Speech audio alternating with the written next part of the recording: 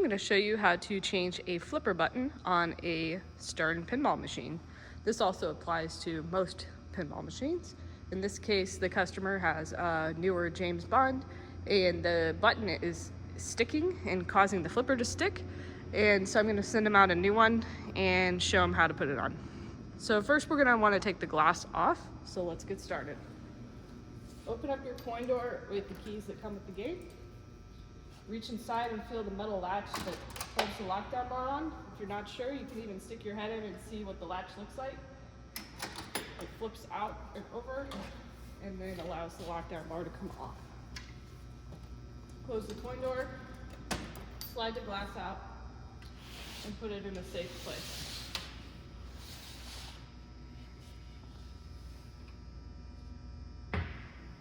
It's going to be a lot easier to work on if you tilt the playfield all the way up, so I'm going to show you how to do that. Before we do that, I'm going to kick the balls out.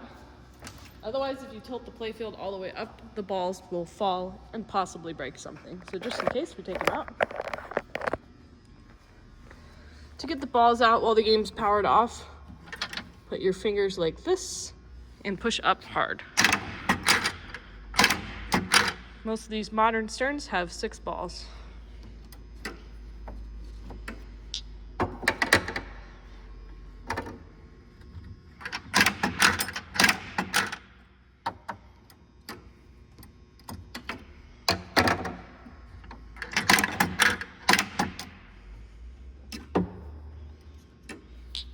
There we go. I'm going to set those aside.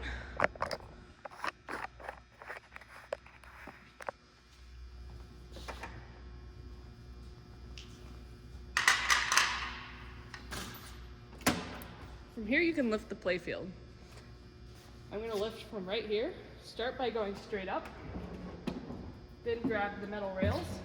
Pull forward gently. There's a little bump. Keep going until it doesn't want to go anymore, but don't force it. And then tilt it back. And rest it against the back box. Now we have access to what we need to see for the flipper button. I'm going to grab a 1/4 inch nut driver. And I'll show you what it looks like. So on his game, the button itself is sometimes getting stuck in, which is causing the flipper to stick. I've actually seen kind of a bad batch of flipper buttons that's causing this. There's like a burr from the mold that's causing it to stick. This particular game doesn't have that problem, but I have seen several that have that issue. And so the simplest fix is just to replace the button. It's like $1. In this case, his game's under warranty. I'll just send him buttons. All right, this is how it's attached on the inside. So first we need to take this off and get it out of the way. This is just a screw. If you don't have a nut driver handy, there's even a slot down the middle, so you can use a flathead screwdriver.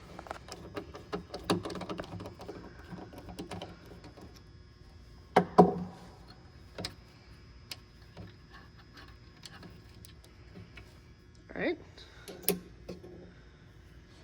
Then this is kind of optional, but sometimes it helps to get this switch out of the way so you don't accidentally bend it or anything like that. So to do that, I like to take just one of the screws out so I can pivot it out of the way. And then I'll loosen the other one.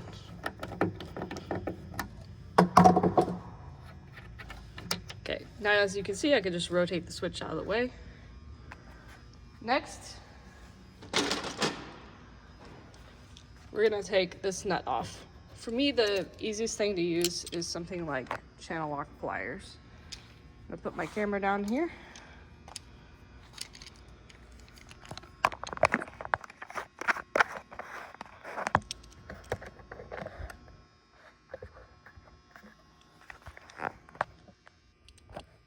All right, this is just a nut where you turn counterclockwise, and that's what loosens the button.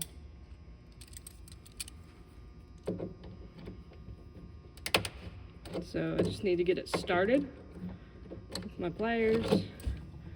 And from there you can usually take it out by hand. There we go.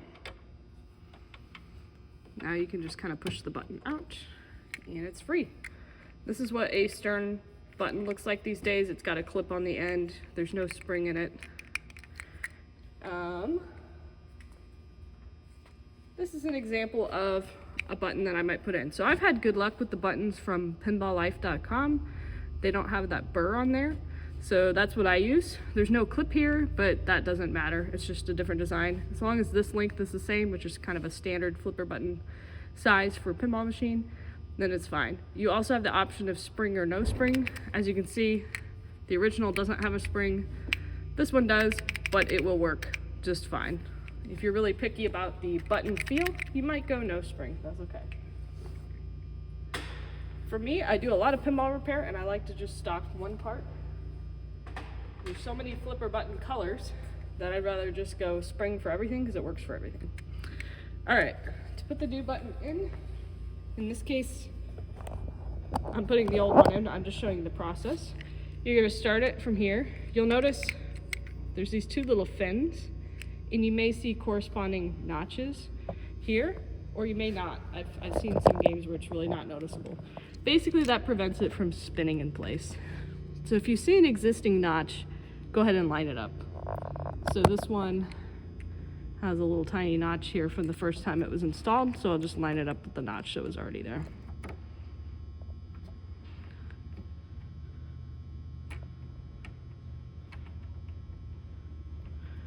All right. And the way Stern installed these, I'm just gonna put it back the way it was, so the nut's like this. Some older games, the nut is the other way. I find it actually easier to get out when it's the other way, but I'm gonna just do it like it was originally.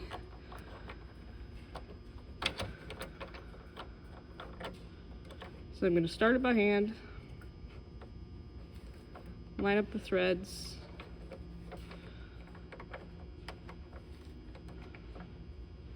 There we go. Once it's on straight, it should easily spin into place. For me, my button didn't fully seat into the notches, but it will once I tighten the nut.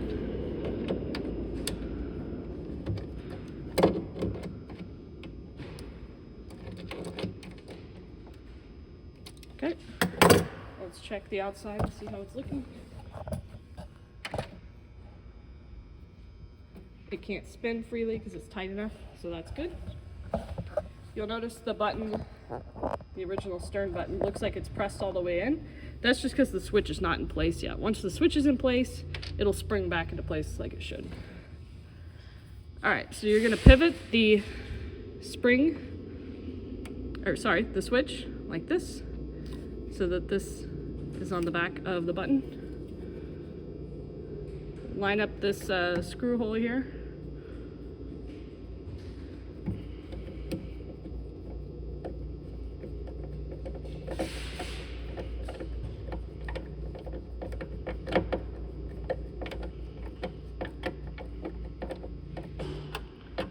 And then tighten the other screw. Okay, now it's firm enough that it can't rotate. Now I'm gonna put this last wood screw in, so it's the screw with the washer back where it was before.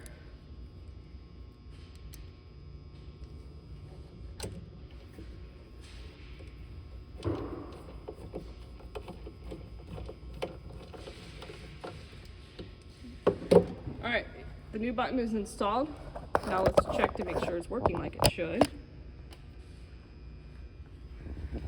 So it looks good from the outside. It springs out when I let go of it. That's good. And then looking at the switch, there should be a gap right here between these two leaves, which there is. And then when I press the button, that gap should close. There's actually two, sorry. So this is a game with an upper flipper, so it has two sets of switches. This is the left flipper. So there should be a gap here and a gap here, which there is. And when I press the button, that gap closes and that gap closes. So that will work just fine.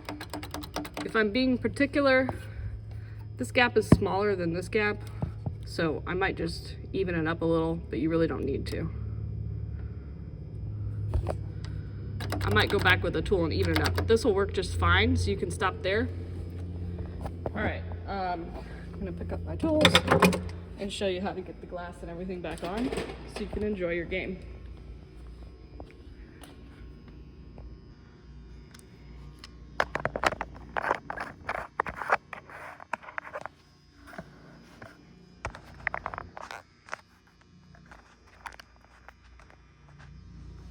All right, let's get the playfield back down. So you're gonna grab from those metal rails, tilt it forward to about here, then start to slide it back. You'll encounter a bump. You can give it a little extra push over the bump. There we go. And then continue to put it in place. Then grab the 6 balls.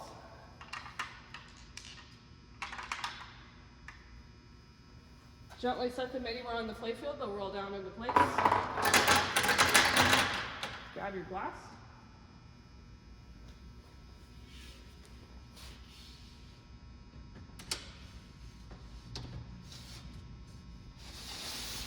Slide it into place.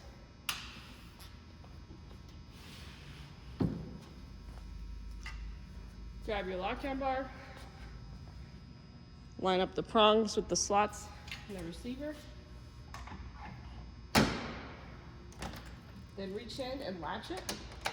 So you flip those metal latches into the hole on the lockdown bar and then lock them down.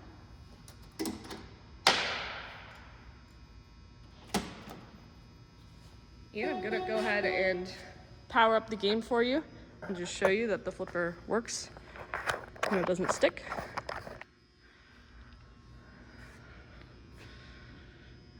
All right, it's ready to play, so I'm gonna hit start. All right, let's try it. It works, and this one works too. And it doesn't stick. All right, I hope this was helpful. This can apply to many different pinball machines that have flipper buttons. And like I said, sometimes instead of just messing with the button that's not working right, it's easier just to put a new one in. So this is how you do that.